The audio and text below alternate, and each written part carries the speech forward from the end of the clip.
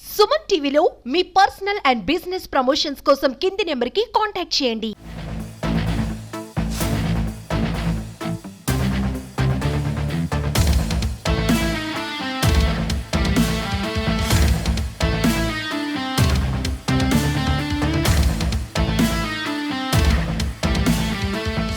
నమస్తే, welcome to Suman TV.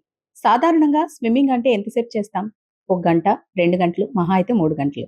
దాన్ని ఒక హాబీగా తీసుకున్నా సరే అంతకు మించి చేయడం చాలా కష్టమనే చెప్పుకోవాలి. అయితే దాదాపు 56 గంటలు వైజాగ్ ఆర్‌కే బీచ్ నుంచి కాకినాడ ఎన్టీఆర్ బీచ్‌కి స్విమ్ చేసుకుంటూ రావడం ఆషామాషీ వ్యవహారం కాదు. ఈ ఘనత చాలా అతి తక్కువ మందిలో ఒక్కరైన గోలి శ్యామల గారికే దక్కుతుంది. అన్ని గంటలు సముద్రంలో దాదాపు 6 రోజులు ఎన్నో వింతలు, విడ్డూరాలను కూడా చూసే ఉంటారు ఈ జర్నీలో. మనతో పాటు గోలి శ్యామల గారున్నారు. అసలు ఆ ఎక్స్‌పీరియన్స్ ఎలా ఉంది? ఈ హాబీ ఏ విధంగా స్టార్ట్ అయింది అనేది తెలుసుకుందాం. మేడం నమస్తే అండి. ఇంతకు ముందు అన్నట్టు స్విమ్మింగ్ అంటే చాలా మంది 1 గంట, 2 గంటలు, పిల్లలైతే మహా ఇష్టంగా అయితే ఓ 3 గంటలు చేస్తూ ఉంటారు. కానీ ఇంత సేపు ఇన్ని గంటల పాటు సముద్రంలో అది కూడా 6 రోజులున్నారు. అసలు ఎలా స్టార్ట్ అయింది మేడం ఈ జర్నీ? మీకు అసలు స్విమ్మింగ్ అంటే ఇంత ఇంట్రెస్ట్ ఎప్పుడు ఏర్పడింది? ఎప్పటి నుంచి స్టార్ట్ చేశారు మేడం? 2017లో స్టార్ట్ చేశాను స్విమ్మింగ్ నేర్చుకోవటము. ఓకే. అంతకుముందు యానిమేషన్ స్టూడియో ఉండేది. సో, కొద్దిగా డిప్రెషన్ వచ్చి స్టూడియో క్లోజ్ చేశాను 10 ఇయర్స్ రన్ చేసిన తర్వాత. సో, అది డిప్రెషన్ ప్లస్ ఇంకొకటేంటంటే ఏజ్ వైస్ కూడా 47, 45 తర్వాత అందరికి గైనిక్ ప్రాబ్లమ్స్ స్టార్ట్ అవుతాయి. అది కూడా ఒక డిప్రెషన్‌కి ఒక రీజన్. సో, దాన్ని కొంచెము డీప్ వెళ్ళటము డిప్రెషన్‌లోకి, హాస్పిటలైజ్డ్ అయ్యాను. అది ఇంకొక రోజుంటే కోమాలోకి వెళ్ళే స్టేజ్ ఇది. ఎందుకింత నెగ్లెక్ట్ చేసావు అని డాక్టర్ కూడా అనటం జరిగింది. సో, అట్లాంటి టైంలో నేనేనా ఎంత స్ట్రగుల్ అయ్యాను. ఇది 10 ఇయర్స్ రన్ చేయడానికి స్టూడియో ఇంత ఇదిగా అయిపోవడం అనేది నాకు యాక్సెప్ట్ చేయలేకపోయాను. సో, మైండ్ డైవర్షన్ చాలా ఇంపార్టెంట్ అనిపించింది ఆ స్ట్రెస్ నుంచి బయటపడటానికి. సో, దానికి నేను స్టార్ట్ చేశాను. అది స్విమ్మింగ్ స్టార్ట్ చేయాలని ఒక చిన్న సమ్మర్ క్యాంప్‌లో జాయిన్ అయ్యాను. అప్పటి వరకు కూడా అక్వాఫోబియా ఉంది. అంటే పుట్టి పెరిగిందంతా సామర్లకోట. వాటర్‌కి లోటు లేదు. కానీ ఏ రోజు కూడా కాకినాడ బీచ్ చూడటం కానీ, అదంతా ఒక కలలాగా ఉండేది. కాకినాడ బీచ్ చూడాలి అనేది ఒక కల. సో, మా ఇంట్లో అందరూ చూసారు కానీ నేను చూడలేదు. సో, అది అట్లా అంటే ఒ మేబీ ఫోబియా వల్ల అయ్యుండొచ్చు. వెళ్ళాలంటే భయం అయ్యుండొచ్చు. అవకాశం రాకపోవడం కూడా ఒక కారణం అయ్యుండొచ్చు. చూడలేకపోయాను. అండ్ దాని తర్వాత నేను నా స్విమ్మింగ్ స్టార్ట్ చేసే టైంకి ఫస్ట్ రోజు నేను పూల్‌లో దిగేటప్పుడు ఎంత షివర్ అయిందో నా బాడీ. ఓకే. ఇంకా గుర్తుంది ఇంకా నాకు. బట్ దాని తర్వాత అసలు చాలా ఇష్టంగా ఇష్టపడటం స్టార్ట్ చేశాను వాటర్‌ని. మేడం మామూలుగా అయితే చిన్నప్పటి నుంచి స్విమ్మింగ్ నేర్చుకుంటున్న వాళ్ళు కూడా చేయలేని సాహసం. సాగరంలో సాహసయాత్ర అనే చెప్పుకోవాలి ఇన్ని గంటల పాటు.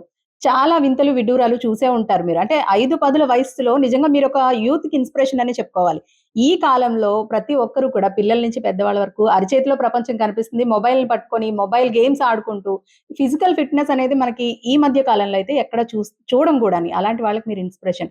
అయితే ఇన్ని గంటల జర్నీలో మీరెలాంటి వింతలు చూసారు సముద్రంలో? 28ని మేము ఆర్‌కే బీచ్‌లో స్టార్ట్ చేసాము. స్టార్ట్ చేసినప్పుడు ఎంపీ భరత్ గారు ఫ్లాగ్ ఆఫ్ చేశారు. ఈ ఈ సిట్యుయేషన్ మేమైతే 9:00కి పెట్టుకున్నాం ముహూర్తము. కానీ మేము బుక్ చేసుకున్న బోట్స్ టైంకి రాకపోవడం వల్ల ఇంకొక చిన్న బోట్ బుక్ చేసుకొని, చిన్న బోట్ నైట్‌కి నైట్ ప్లాన్ బి అంటారు కదా! ఓకే. ఆ టైం అట్లాగా ప్లాన్ బి మేము అప్పటికప్పుడు డిజైన్ చేసుకొని చిన్న బోట్ తీసుకొని, ఎందుకంటే అప్పటికే 2 టైమ్స్ మేము పోస్ట్‌పోన్ చేసాం డేట్స్. కంటిన్యూయస్‌గా సైక్లోన్స్ రావటం వల్ల. సో, దీన్ని ఇంకా వెదర్ బావుంది. ఇంక మిస్ అవ్వద్దు అన్నట్టు టైం కూడా చాలా ఇంపార్టెంట్. నాకు తెలుసు టైం వాల్యూ. ఎందుకంటే సముద్రంలో నెక్స్ట్ మినిట్ ఎట్లా ఉంటదనేది తెలీదు. దాని గురించి ప్రతి క్షణం ఫాస్ట్‌గా వెళ్ళటానికే ట్రై చేస్తాము. సో, అందుకని ఇంకా స్టార్ట్ చేసేద్దామని చెప్పి ఆ రోజు 9కి అనుకున్న ప్రోగ్రామ్ 10:30, 11కి మేము స్టార్ట్ చేయడం 11కి స్టార్ట్ చేసాం ఎగ్జాక్ట్‌గాని. స్టార్ట్ చేసి చిన్న బోట్‌తోనే మేము వెళ్ళిపోయాము. సో, ఒక 2, 3 అవర్స్ తర్వాత జెల్లీ ఫిష్‌లు కొట్టడం స్టార్ట్ చేసింది. అబ్బా! చాలా పెయిన్‌ఫుల్ అనమాట. కాకపోతే లక్కీగా అంత డేంజరస్ జెల్లీ ఫిషెస్ కాదవి. కొంచెము 1, 2 అవర్స్ కొద్దిగా ఇరిటేషన్, మంట ఉండే జెల్లీ ఫిష్‌లవి.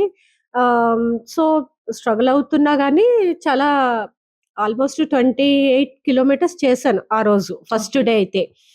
ఆహ్, నెక్స్ట్ నెక్స్ట్ డే అయితే మాకు కొంచెం వెదర్ అనుకూలించలేదు. అంటే ఆ ఏరియా అలాంటిది. ఆహ్, అది ఆహ్, కంప్లీట్‌గా రఫ్ ఉంది ఆ రోజంతా. ప్లస్ టీమ్ కూడా మాకు కూడా ఏంటంటే వామిటింగ్స్, మోషన్స్ ఈ ఓషన్‌లో ఏంటంటే సీ సిక్‌నెస్ అనేది ఉంటుంది. నా ప్లాన్ ఏంటంటే ఆర్‌కే బీచ్‌లో విశాఖపట్నం నుంచి స్టార్ట్ చేసి ల్యాండ్ నుంచి స్టార్ట్ చేసిన జర్నీ మళ్ళీ కాకినాడ, ఎన్టీఆర్ బీచ్‌లోనే ల్యాండ్ టచ్ చేయాలనేది నా ప్లాన్. ఓకే. సో, దాని గురించి మేము ఎట్టి పరిస్థితిలోనూ ల్యాండ్ టచ్ చేసే ఆలోచనలోనే లేము. కంప్లీట్ బోట్‌లోనే ఉండాలి. సో, బోట్స్‌లోనే ఆహ్, టాయిలెట్ ఉంది అండ్ బెడ్స్ ఉన్నాయి. సో, అట్లాంటివి బోట్స్ తీసుకున్నాము. కానీ సీ సిక్‌నెస్‌ని ఎవ్వరు తప్పించలేరు. అది అందరము ఆహ్, complete night plus first day night అయితే ఎవ్వరికీ నిద్ర పట్టలేదు. ఎవ్రీ 2 అవర్స్‌కి లెగుస్తూనే ఉన్నాము. ఓకే. అంటే ఊగుతా ఉంటాయి బోట్స్ అవును. అన్నీ కూడా. సో, అది కంఫర్ట్‌గా అనిపియలేదు. మోషన్స్ కడుపు తిప్పటము ఇదంతా చాలా ఇబ్బంది పడ్డాం. సో, స్టాఫ్ అందరికి ఇంక నెక్స్ట్ డేకి కొంచెం సిక్ అయిపోయారు బాగా. మేము కూడా ఇంకా ముందు రోజు ప్రాపర్ లేదు. ప్లస్ ఆ ముందు రోజు కూడా స్టార్టింగ్ డే కూడా నైట్ అంతా మాకు టెన్షన్స్ అవును. బోట్ రాలేదు. ఇది మిస్ అవ్వకూడదు అన్న ఉద్దేశంతో మాకు కూడా సరిగ్గా నిద్ర పట్టలేదు. అది ఇది అన్నీ కలిపి కొంచెము ఇబ్బంది అనిపించింది. కంఫర్ట్ అనిపియలేదు సెకండ్ డే. 4 అవర్స్ మాత్రం చేశానంతే. తర్వాత బోట్ ఎక్కి మొత్తం ఎవరైతే ఫస్ట్ చేసిన పని ఎవరైతే సిక్ అయ్యారో వాళ్ళందరిని ఏరి ఒడ్డుకి పంపించటము. అంబులెన్స్ రెడ్ క్రాస్ వాళ్ళు అంబులెన్స్ ప్రొవైడ్ చేశారు. మా హస్బెండ్ ప్యారలర్‌గా రోడ్‌వేలో అంబులెన్స్‌తో పాటు మా కార్‌లో ఆయన ఫాలో అవ్వటం స్టార్ట్ చేశారనమాట. సో, నియర్ బీచ్ కంఫర్ట్ ఉండే బీచ్ చెప్తే మేము ఒక చిన్న బోట్ మేము ఏదైతే జర్నీ స్టార్ట్ చేసామో ఆ బోట్‌లో పంపించేవాళ్ళము వీళ్ళని. ఓకే. సో, మాకేమన్నా కావాల్సొచ్చినా కూడా అక్కడి నుంచి మళ్ళీ రీప్లేస్ వాళ్ళు పంపించటము, దాని నుంచి మేము తీసుకోవటం జరిగేదనమాట. అట్లాగా మేనేజ్ చేసాం. ఒక 2, 3 డేస్ స్ట్రగుల్ అయ్యాము. ఓకే. తర్వాత థర్డ్ డే నుంచి మళ్ళీ ఫేవరబుల్‌గా ఉంది. ఓకే. సో, ఆహ్, ఇక్కడ ఏంటంటే చాలా టర్టిల్స్ చూసామనమాట. ఓకే. పెద్ద పెద్ద తాబేళ్ళు అసలు ఎంత బాగున్నాయో అంటే, ఈ ఎటు చూసినా తాబేళ్ళు కనపడుతా ఉన్నాయి. చిన్న చిన్న తాబేళ్ళంటే అంటే ఈ ఫీడింగ్ కోసం ఇలా అవును. నిలబడతాం కదా! నిలబడినప్పుడు కింద చూస్తే తాబేళ్ళు నన్ను ఫాలో అవుతూ ఉండేవి. ఓకే. ఒకటైతే అప్పికొండ నుంచి రాంబెల్లి వరకు కూడా ఒక తాబేలు వెనక వెనక నన్ను తోస్తా ఉండేది. నాకు అర్థమవుతోంది. అంటే ఇది ఫాలో అవుతుంది అని అనిపించింది. తర్వాత నా పక్కన ఇట్లాగా స్ట్రోక్ తీసుకునేటప్పుడు నా ఫింగర్స్‌లో దాని ఓకే. లెగ్ చిక్కుకునేసరికి నేను చాలా అంటే ఒక రకంగా చాలా హ్యాపీ అనమాట. నన్ను నా పక్కనే స్విమ్ చేస్తుంది. నార్మల్‌గా ఏంటంటే యానిమల్స్‌కి క్యూరియాసిటీ ఉంటుంది. హ్మ్. ఈ హ్మ్. వీటిలో ఈ ఓషన్స్‌లో. హ్మ్. అవేంటంటే కొత్తగా మనం కనిపించేసరికి వీళ్ళెవరు అని అవును. అవి ఫీల్ అవుతాయన్నమాట. అమ్మా లేకపోతే అవును. ఎప్పుడు చూడలేనట్టు ఆ! కనిపిస్తాయి. చూడలేను కదా! అవును. సో, పెద్ద ఫిషా? లేకపోతే అమ్మా? లేకపోతే ఇంకొకటా? అనేది వాడికి అర్థం అవును. కాదనమాట. సో, అందుకని అవి అలా ఫాలో అవుతా ఉంటాయన్నమాట. ఓకే. సో, ఇది ఫిషెస్ కూడా చాలా ఇట్లా జల్లినట్టనమాట. ఒక లాక్స్, లాక్స్ ఫిష్ కనిపించినియి ఓకే. ఒకే చోట. సో, అది కూడా చాలా బ్యూటిఫుల్‌గా అనిపించింది. ఆహ్, తర్వాత రాంబెల్లి దాటిన తర్వాత ఒక బీచ్ పేరు గుర్తు రావట్లేదు నాకు. అక్కడ దూరంగా ఒక వేల్ కనిపించింది. హ్మ్. అది ఏంటి అనేది అంటే బ్లాక్ సేమ్ వేవ్ లాగే ఉంటుంది అది మ్యామ్ కూడా. ఆ టైంలో భయమేస్తది గదా! నార్మల్‌గా ఆ! వేల్ కనిపించినప్పుడు సాధారణంగా అందరూ భయపడుతూ ఉంటారు. అంటే యాక్చువల్‌గా ఈ నేనైతే గమనించే స్టేజ్ ఉండదు నాకు. హ్మ్. హ్మ్. స్విమ్మింగ్ తల వంచుకొని వాటర్‌లోనే అవును. ఉంటది నా హెడ్ మొత్తము. అయితే నా పక్కన కయాకర్స్ ఉన్నారు. బోట్‌లో వాళ్ళంతా కూడా నన్నే చూస్తా ఉంటారు. కయాకర్ మాత్రము చుట్టూ చూస్తున్నాడు ఆ అబ్బాయి. అది రాము అన్న అబ్బాయి తను గమనించాడు. ఏంటది డాల్ఫినా అన్నాడు. డాల్ఫినా అనేసరికి దాని తోక పైకెత్తేసరికి వి షేప్ ఉంటుంది. హ్మ్. హ్మ్. ఈ తిమింగలాలకి ఆహ్, టెయిల్ అన్నమాట. అమ్మో! ఇది వేలొస్తుంది. వేలే అనుకుంటాను. దగ్గరికొస్తదేమో మేడం మిమ్మల్ని చూసి దగ్గరికొస్తుంది అని అన్నాడు. హ్మ్. 10 మీటర్స్ దగ్గరికొచ్చేసింది. సో, యాక్చువల్లీ మాకు తెలిసినంత వరకు వేల్స్ ఫ్రెండ్లీనే. కానీ అలాగని మనం రిస్క్ చేయలేము. చేయలేం. దాని తోక అది కొట్టకపోయినా దాని తోక మనకి తగిలినా కూడా ప్రమాదమే అది. సో, ఆ టైంలో మేము ఇంక రిస్క్ చేయొద్దు అని అనిపిచ్చి దేన్ని డిస్టర్బ్ చేయకూడదు. ఎందుకంటే మనం కొత్తగా వాటర్‌లోకి వెళ్ళాము. దాని లైఫ్ స్టైల్‌ని మనం డిస్టర్బ్ చేయొద్దు. అందుకని కామ్‌గా మేము రిస్క్ చేయొద్దని మొత్తం అందరం బోట్‌లోకి ఎక్కేసాము. వీళ్ళు దూరంగా వెళ్ళిపోయింది. వెళ్ళిపోయిన తర్వాత ఒక హాఫ్ అన్ అవర్ గ్యాప్ తీసుకొని సెటిల్ అయ్యి మళ్ళీ స్టార్ట్ చేసాము. ఉంది ఎక్కడో మళ్ళీ అదేమన్నా వెనక్కొస్తదేమోనని. బట్ మళ్ళీ ఏం వెనక్కి రాలేదు. వచ్చినా మాకు కనిపియదు ఇంకా. కొంచెం చీకటి పడింది. చేసుకుంటా వెళ్ళాము. అక్కడక్కడ 2 బీచెస్‌లో మాత్రము చాలా బాధాకరంగా ఏంటంటే టర్టిల్స్ అన్నీ చనిపోయి అలివేలి. చాలా బాధ అనిపించింది. ఎందుకంటే ఇది అంటే మీకు సముద్రం గురించి బాగా తెలుసు కాబట్టి ఆలివ్ రిడ్లే తాబేళ్లు మామూలుగా డిసెంబర్ నుంచి మనకి మార్చి వరకు ఆలివ్ రిడ్లే తాబేళ్లు టోటాయిస్ ఆలివ్ రిడ్లే డిసెంబర్ నుంచి మార్చ్ వరకు కూడా అవి అంటే ఎగ్స్ పెట్టడం కోసం అని చెప్పేసి ఈ నది జలాలు సముద్రంలో కలిసి ప్లేస్లు ఏవి ఉంటాయో వెతుక్కొని అవి పుట్టిన చోటుకే వచ్చే రేర్ అనే చెప్పాలి, అక్కడే ఎగ్స్ పెడతాయి. సో ఇలాంటివి మన కాకినాడ బీచే కాదు చాలా చోట్ల ఇలా చనిపోయి అంటే మత్స్యకారులు బోట్ల కింద చిక్కుకొని కానివ్వండి, వలల్లో చిక్కుకొని కానివ్వండి చనిపోతూ ఉంటాయి. అలాంటివి మీరు చాలా చూసే ఉంటారు. సో మీరు లాస్ట్ టైం మాట్లాడినప్పుడు కూడా ఈ తాబేళ్లన్నీ చనిపోయినవి కూడా మీరు చూసారు, దాని గురించి చెప్పారు కూడా. సో అసలు ఆ తాబేళ్ల రక్షణ కోసం ఏం చేయాలంటారు? అది యాక్చువల్‌గా న్యాచురల్‌గా చనిపోయినట్టు అనిపియలేదు. సో నార్మల్ గా ఇక్కడ మనకొచ్చేసి ఇక్కడ అధికారులు చెప్పేది ఏంటంటే ఈ కేవలం ఈ వలల్లో చిక్కుకుని ఇంజ్యూర్ అయ్యి లేదంటే బోట్ల కింద ఫ్యాన్స్ తగిలి ఇంజ్యూర్ అయ్యి చనిపోతున్నాయి అంటున్నారు. మీకు చూస్తే అలా అనిపించిందా? లేదండి. అట్లాంటి గాయాలైతే ఏమి కనిపియలేదు. ఎందుకంటే ఫ్రెష్ గానే ఉన్నాయి. 100% ఏది కూడా రీజన్ చెప్పలేము. కాకపోతే ఇప్పుడు మా నాలెడ్జ్ వేరే ఉంటుంది. మత్స్యకారుల నాలెడ్జ్ వేరే ఉంటుంది. అధికారుల నాలెడ్జ్ వేరే ఉంటుంది. సైంటిస్ట్‌ల నాలెడ్జ్ వేరే ఉంటుంది. సో, దాని మీద డీప్‌గా ఎందుకు చనిపోతున్నాయనేది వాళ్ళు రీసెర్చ్ చేయాల్సి ఉంటుంది. మేబీ 1, 2 వలల్లో చిక్కుకొని చనిపోవచ్చు. నార్మల్‌గా ఫ్యాన్స్ కింద చిక్కుకునేంత ఉంటుందని నేను అనుకోను. ఎందుకంటే వాటికి ఫ్యాన్ అనేది చాలా వైబ్రేషన్ వస్తుంది. అంటే ప్రెషర్ ఉంటుంది. Water pressure. సో, ఫస్ట్ ఏ చిన్న ప్రెషర్ ఉన్నా ఇవి తల లోపల పెట్టి మొత్తం బాడీ అంతా లోపలికి వెళ్ళిపోయి షెల్‌లోకి వెళ్ళిపోతాయి. సో, ఫ్యాన్స్ వల్ల చనిపోవటం అనేది నాకెక్కడ కనిపియలేదు. పీస్ అయిపోతాయి కదా! ఒకవేళ అట్లా అనుకుంటే. అట్లా నేనెక్కడ చూడలేదు.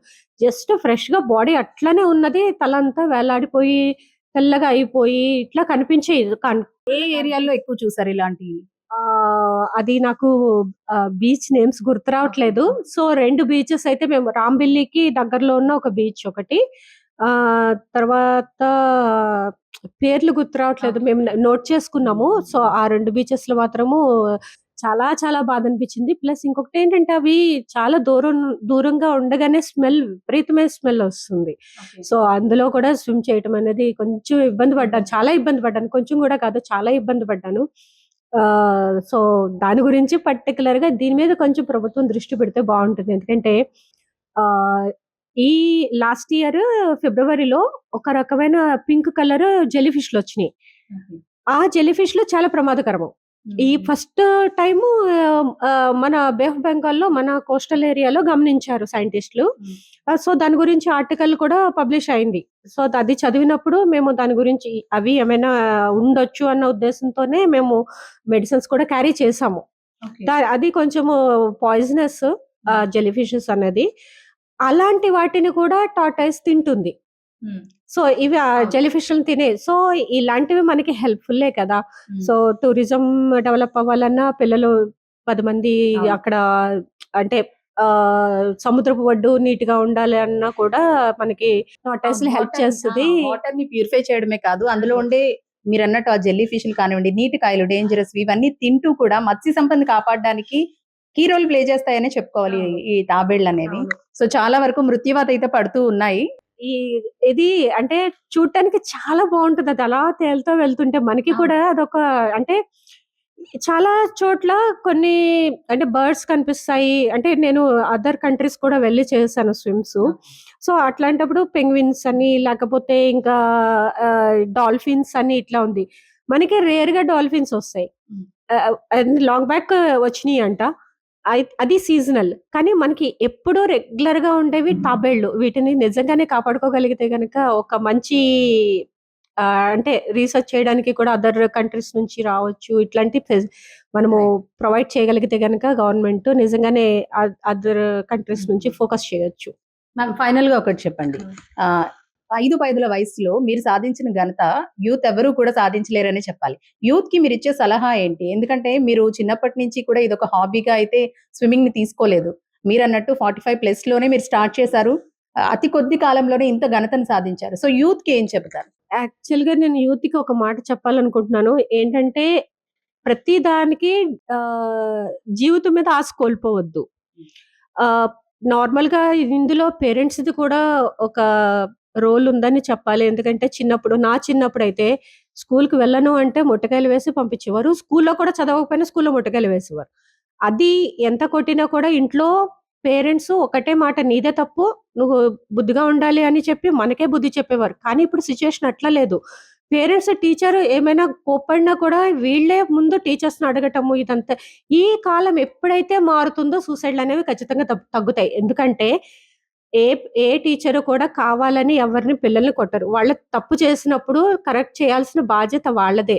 ఆ సిట్యుయేషన్‌ని మనం కట్ చేయటం వల్ల మేమేం చేసినా, ఎట్లా ఆడినా కూడా చెల్లుతుంది అన్న ఫీల్‌లోనే పిల్లలు పెరుగుతున్నారు ఈ రోజుల్లో. అది ఏమవుతుందంటే చిన్న చిన్న విషయాల్లో లైక్ మార్కులు తక్కువ రావటము, అనుకున్న దానికి రీచ్ అవ్వలేకపోవటము, అనుకున్న విధంగా అనుకున్నది జరగకపోవటం, ఇలాంటి డిఫరెంట్ డిఫరెంట్ సిట్యుయేషన్స్‌లో వాళ్ళు డిప్రెషన్‌కి లోనవ్వటము, దాంట్లోనే సూసైడ్‌కి అటెంప్ట్ చేయటం అనేది జరుగుతుంది. కానీ పిల్లలకి ప్రతి పేరెంట్ కూడా పిల్లల మీద శ్రద్ధ ఉంది అని నిరూపించుకోవటానికి వాళ్ళకొక గోల్ ఇవ్వండి. ఆ గోల్ మీద వాళ్ళు ఫోకస్ చేసుకునేలాగా వాళ్ళని ట్రైన్ చేయండి. మోటివేట్ చేయండి. సపోర్ట్ చేయండి. ఇది చేయగలిగితే గనక డెఫినైట్‌లీ ఎన్నో అద్భుతాలు చేయగలుగుతారు పిల్లలు. ఎందుకంటే ఈ ఏజ్‌లో మనం ఇంత చేస్తున్నప్పుడు మనకన్నా ఈ తెలివైన వారు మన నెక్స్ట్ జనరేషన్ ఖచ్చితంగా చెప్పాలి అంటే, వాళ్ళకి ఇంకా కొంచెం మనం సపోర్ట్ చేసి, ఎంకరేజ్ చేసి కరెక్ట్ వేలో మనం మోటివేట్ చేయగలిగితే గనక డెఫినైట్‌లీ ఎన్నో వండర్స్ చూడొచ్చు. Thank you so much madam. ఇలాంటి అద్భుతాలు మరి ఇంకెన్నో సృష్టించాలని మనస్ఫూర్తిగా కోరుకుంటున్నామండి. Thank you so much. So, చూసారు గదండీ! 5 వయస్సులో చాలా మంది ఇంటికే పరిమితం అయిపోతుంటారు. లేదంటే మనవళ్ళతోనో, మనవరాళ్ళతోనో ఆడుకుంటూ ఉంటారు. మరేదైనా హాబీగా తీసుకుంటూ ఉంటారు. కానీ దాదాపు 6 రోజుల పాటు సముద్రంలో 150 కిలోమీటర్లంటే మాటలు కాదు. అలాంటి ఘనతని, అరుదైన ఘనతని తన సొంతం చేసుకున్నారు గోలి శ్యామల గారు. అయితే ఇప్పటి యూత్‌కి సంబంధించి పేరెంట్స్ ఎంకరేజ్‌మెంట్ ఉండాలి. పిల్లల్లో కేవలం సెల్ ఫోను, చదువు వీటికి మాత్రమే పరిమితం చేయకుండా అదర్ యాక్టివిటీస్‌లో కూడా మనం ఎంకరేజ్ చేయగలిగితే, వాళ్ళలో మంచి అలవాట్లు పెంపొందించగలిగితే ఇలాంటి అద్భుతాలు యూత్ అవలీలగా చేసేయొచ్చంటూ కూడా ఆమె అభిప్రాయపడుతున్నారు. కెమెరా పర్సన్ మోహన్‌తో అనుశ్రీ, సుమన్ టీవీ, కాకినాడ.